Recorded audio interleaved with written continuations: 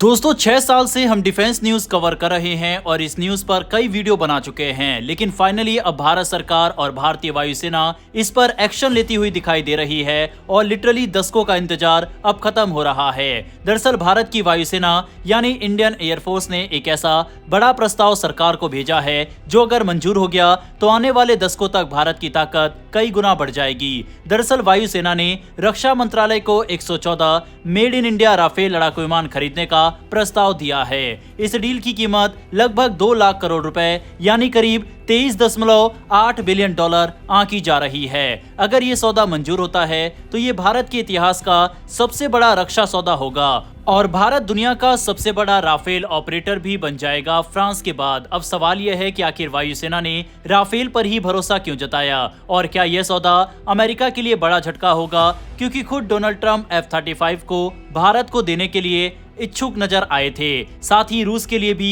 बड़ा झटका होगा जो कि Su-57 को भारत को बेचना चाहता है। हाल ही में रूस की टीम भी नासिक प्लांट को देख के गई थी और उम्मीद कर रही है कि भारत Su-57 को खरीदे और भारत के अंदर ही इसको बनाए। पहले बात करते हैं राफेल की। भारत पहले से ही 36 राफेल विमान इस्तेमाल कर रहा है। इन विमानों ने पाकिस्तान पर ऑपरेशन सिंदूर में शानदार प्रदर्शन किया था और लंबी दूरी से टारगेट को निशाना बनाने में अपनी ताकत साबित की थी। वायुसेना का मानना है कि राफेल ने हर स्थिति में खुद को बेस्ट साबित किया है। यही कारण है कि जब 114 नए विमानों की जरूरत सामने आई तो वायुसेना ने सीधे रक्षा मंत्रालय को कहा कि लंबे चौड़े टेंडर और प्रतियोगिता में वक्त बर्बाद मत कीजिए, सीधे राफेल को चुन लीजिए। अब आप सोच रहे होंगे कि वायुसेना को इतनी जल्दी क्यों है। दरअसल भारत के पास वर्तमान समय में सिर्फ 29 स्क्वाड्रन है, जबकि जरूरत 42 स्क्वाड्रन की है। पुराने MiG-21 विमान इस साल रिटायर हो रहे हैं, जिससे ये कमी और बढ़ जाएगी।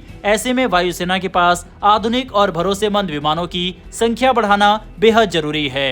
राफेल की खासियत यह है कि ये पहले से ही भारतीय वायुसेना में मौजूद है, पायलट ट्रेनिंग ले चुके हैं, लॉजिस्टिक सेटअप तैयार है और मेंटेनेंस का सिस्टम भी बन चुका है, यानी नए विमान आते ही तुरंत ऑपरेशनल हो जाएंगे। अब बात करते हैं रूस और उसके Su-57 की। रूस लंबे समय से चाहता था कि भारत उसका सबसे एडवांस स्टेल्थ फाइटर Su-57 खरीदे। इसके लिए रूस ने भारत को लुभाने के लिए ऑफर भी दिया था, जैसे कि भारत में Su-57 का लोकल प्रोडक्शन करना, हमारे Su-30 MKI को अपग्रेड करना और यहाँ तक कि भारत के अपने 5वीं पीढ़ी के विमान प्रोजेक्ट यानी AMCA में मदद करना। लेकिन इसके बावजूद वायुसेना ने राफेल को ही चुना। वजह साफ है, Su-57 को लेकर अभी भी बहुत से सवाल है। इसके स्टेल्थ क्षमता कितनी असरदार है ये अब तक साफ नहीं हुआ है। इसके प्रोडक्शन में भी देरी हो रही है और रूस की पूरी एनर्जी अभी यूक्रेन युद्ध में लगी है। अगर भारत Su-57 को खरीदता तो रूस के लिए ये एक बहुत बड़ा गेम चेंजर होता। रूस की अर्थव्यवस्था आजकल पश्चिमी देशों के प्रतिबंधों से जूझ रही है। भारत की तरफ से अरबों डॉलर का ऑर्डर न सिर्फ रूस को राहत देता बल्कि दुनिया के दूसरे देशों के लिए भी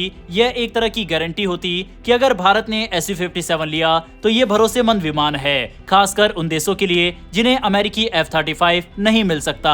लेकिन भारत ने इस रास्ते पर जाने की बजाय फ्रांस को चुना और यही रूस के लिए सबसे बड़ा झटका है। अब यहाँ एक और दिलचस्प पहलू है मेक इन इंडिया। 114 राफेल विमानों की इस डील में 60% तक इंडिजिनस कंटेंट यानी घरेलू निर्माण शामिल होगा। फ्रांस की कंपनी डेसॉल्ट एविएशन भारत में किसी इंडियन कंपनी जैसे टाटा एडवांस सिस्टम या रिलायंस एरोस्पेस के साथ मिलकर इन विमानों का निर्माण करेगी। इसका मतलब यह है कि भारत में एक आधुनिक प्रोडक्शन लाइन तैयार होगी जहां राफेल के फ्यूजलेस सेंट्रल और रियर सेक्शन तक बनाए जाएंगे। हैदराबाद में टाटा ग्रुप पहले से इस दिशा में काम शुरू कर चुका है। यही नहीं, राफेल के इंजन बनाने वाली फ्रेंच कंपनी साफरान ने भी भारत में मेंटेनेंस और ओवरहॉलिंग के लिए बड़ा प्लांट लगाने का ऐलान किया है। इससे भारत को टेक्नोलॉजी ट्रांसफर का फायदा मिलेगा और लंबे समय तक हमारी स्ट्रेटेजिक ऑटोनोमी यानी आत्मनिर्भरता बढ़ेगी। हालांकि यहाँ एक छोटी समस्या भी है। फ्रांस अब तक राफेल के इंजन और एवियोनिक्स के सोर्स कोड देने से मना करता रहा है।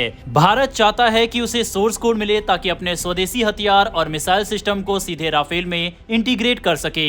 वायुसेना के रिटायर्ड अफसरों का मानना है कि भारत को इस मामले में कड़ा रुख अपनाना चाहिए और फ्रांस को यह भरोसा दिलाना चाहिए कि उसकी तकनीकी राज लीक नहीं होगी। वहीं एक्सपर्ट्स का मानना है कि 114 फाइटर विमान की डील साइन होने के बाद फ्रांस सोर्स कोड भी भारत को देने के लिए तैयार हो जाएगा। अब जरा भारत फ्रांस के रिश्तों की तरफ नजर डालते हैं। आज की तारीख में फ्रांस भारत का सबसे भरोसेमंद रणनीतिक साझेदार है। अमेरिका और दूसरे पश्चिमी देश कई बार भारत पर पाबंदियां लगाते रहे हैं, लेकिन फ्रांस हमेशा हमारे साथ खड़ा रहा, चाहे परमाणु परीक्षण के बाद की स्थिति हो या पाकिस्तान पर कड़ा एक्शन लेने का मामला। फ्रांस ने कभी भारत का साथ नहीं छोड़ा। यही कारण है कि वायुसेना को राफेल पर इतना भरोसा है। इसके अलावा भारत और फ्रांस मिलकर एक और बड़ा प्रोजेक्ट करने जा रहे हैं। 120 किलोन्यूटन की क्षमता वाला जेट इंजन। इसे defence research and development organisation यानी DRDO के GTRE और फ्रांस की साफरान कंपनी मिलकर बनाएंगे। ये इंजन भविष्य में भारत के अपने 5वीं पीढ़ी के लड़ाकू विमान एमका को ताकत देगा। अगर ये प्रोजेक्ट सफल होता है तो भारत का इंजन बनाने में विदेशों पर निर्भर रहना काफी हद तक कम हो जाएगा। अगर ये डील पास हो जाती है तो भारत के पास कुल 150 राफेल हो जाएंगे।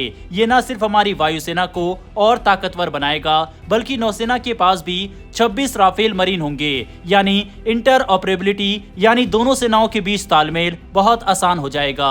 इससे ट्रेनिंग, लॉजिस्टिक और मेंटेनेंस का खर्च भी कम होगा। वहीं अब जरा एक और एंगल समझिए। सिपरी की ताजा रिपोर्ट बताती है कि साल 2020 से 2024 के बीच भारत के सबसे बड़े हथियार सप्लायर रूस 36% और फ्रांस 33% रहे हैं। लेकिन अगर ये डील होती है तो फ्रांस रूस को पछाड़कर भारत का सबसे बड़ा डिफेंस पार्टनर बन जाएगा। यानी दशकों से जो स्थान रूस का रहा है वह फ्रांस ले लेगा। ये भारत का फ्रांस के ऊपर बढ़ता भरोसा भी दिखाता है। आज से 10 साल पहले तक किसी ने भी सोचा नहीं था कि आने वाले कई दशक में भी कोई रूस को हटाकर भारत का सबसे बड़ा हथियार बेचने वाला देश बन सकता है। लेकिन अब फ्रांस उसके बेहद करीब है। कई बड़ी डिफेंस डील लगातार फ्रांस के हाथों में जा रही है। कुल मिलाकर दोस्तों ये साफ है कि भारत की वायुसेना ने राफेल को चुनकर कोई अचानक फैसला नहीं लिया। ये सोच समझकर उठाया गया कदम है। पुराने अनुभव, भरोसेमंद प्रदर्शन, रणनीतिक साझेदारी और मेक इन इंडिया के फायदे, इन सबको देखते हुए वायुसेना चाहती है कि भारत बिना देर किए सीधे राफेल का रास्ता चुने। लेकिन असली खेल अभी बाकी है। रक्षा मंत्रालय को ये प्रस्ताव पहले रक्षा खरीद बोर्ड, फिर डिफेंस एक्विजिशन काउंसिल और आखिर में कैबिनेट कमेटी ऑन सिक्योरिटी से पास करवाना होगा। और इस कमेटी की अगुवाई खुद प्रधानमंत्री करते हैं। अगर यहाँ से मंजूरी मिल गई तो आने वाले समय में भारत के आसमान से सुरक्षा इतनी मजबूत हो जाएगी कि दुश्मन देश केवल सोचते ही रह जाएंगे। हालांकि यहाँ पर एक चीज और है कि वायुसेना की मोहर के बाद अब इसमें ज्यादा समय नहीं लगेगा। भारत लगातार कई बड़ी डिफेंस डील जो कि पेंडिंग थी वह लगातार कर रहा है। फिर चाहे 5th जनरेशन फाइटर जेट के इंजन की डील, न्यूक्लियर सबमरीन की डील हो या फिर कोई अन्य फ्यूचरिस्टिक हथियार हो। अमेरिका से भारत का कमजोर होता भरोसा, साथ ही रूस का यूक्रेन युद्ध में फंसा होना, जिस वजह से रूस S-400 की 2 यूनिट भी अभी तक भारत को नहीं दे पाया, जबकि अब तक भारत की सेना के पास 5 S-400 आ जाने चाहिए थी। इन्हीं सब कारण की वजह से रूस और अमेरिका से भारत हथियारों की डील नहीं कर रहा और फ्रांस और इजराइल के ज्यादा करीब जा रहा है। बहरहाल दोस्तों इस पूरे मैटर पर आपकी क्या राय है? भारत ने Su-57 और F-35 को रिजेक्ट करके सही फैसला लिया या फिर नहीं? इस पर अपनी राय कमेंट बॉक्स में लिखकर बताइएगा। डिफेंस से जुड़ी ऐसी वीडियो देखना अगर आपको पसंद है तो नीचे दिए गए सब्सक्राइब बटन को प्रेस कर बेल आइकन को जरूर दबा लें। फिर मिलेंगे ऐसी एक नई वीडियो के साथ। धन्यवाद। जय हिंद, जय भारत।